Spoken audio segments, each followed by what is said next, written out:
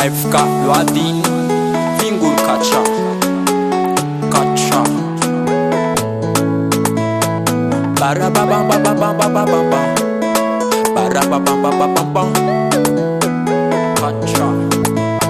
Ciube tata sigari, ciube cabare Dicule picchiari, dicule tare E non sari che vo mai chiamatare Su marima si chiama vo mai ghiacciare Iavina Angelica ne va già poco Sana Angelica si mangia dopo Se teni ma eri, mandata ni fuoco E figureri, ma sandre ci gioco Nasi baba sa e no una medise Come videava na zawara mi Se fa ela nya fina sa velita pifi Fiana kavina kubeva mba magyana ike Fatima jisaka kyano kyala kilina de andani kunyalena Efa asu kwa china fula tatele zamana nyani ufani wa viterina Fatima jisaka kyano kyala kilina de andani kunyalena Efa asu kwa china fula tatele zamana nyani ufani wa viterina De nampari fatera umele viti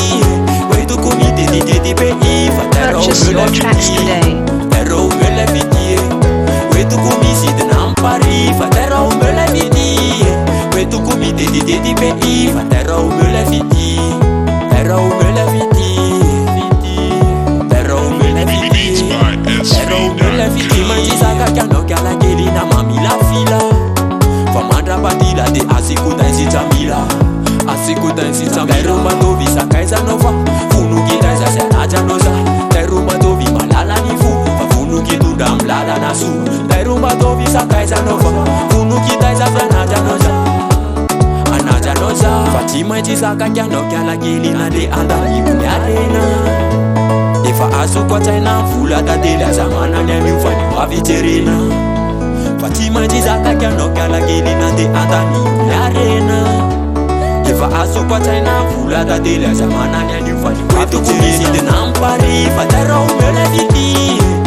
Comité di DDPI, fa terro me la viti,